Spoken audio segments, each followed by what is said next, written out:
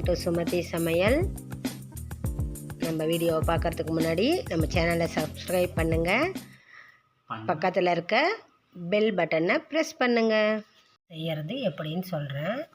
வறுத்த தோல் எடுத்த கடலக்காய் 1 கப்பு, 3/4 கப்பு வெல்லம்.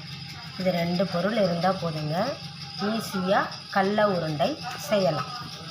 ஆனால் இந்த வறுத்த கடலை கொட்டையை மிக்சியில் போட்டு ரவா மாதிரி உடச்சிக்கணும். பாருங்கள், ரவா மாதிரி உடச்சது. இது கூட வெல்லத்தை சேர்த்து இன்னொரு ரன் ஓட்டிட்டேன். பாருங்கள், இப்படி கிடைக்கும்.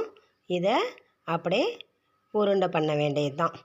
நெய் இல்லை, சர்க்கரை இல்லை, அவ்வளவா அடுப்புக்கும் வேலை இல்லை. வறுத்த கடலை கொட்டை இருந்தால் போதும். உடனே கடல உருண்டை ரெடி. அப்படியே பிடிச்சாலே போதுங்க, உருண்டை அழகாக வந்துடும். சின்ன குழந்தைங்க பெரியவங்க எல்லாருமே சாப்பிட்லாம். டேஸ்டி அண்ட் ஹெல்த்தி கடல உருண்டை ரெடி. ட்ரை பண்ணுங்கள் ஃப்ரெண்ட்ஸ்.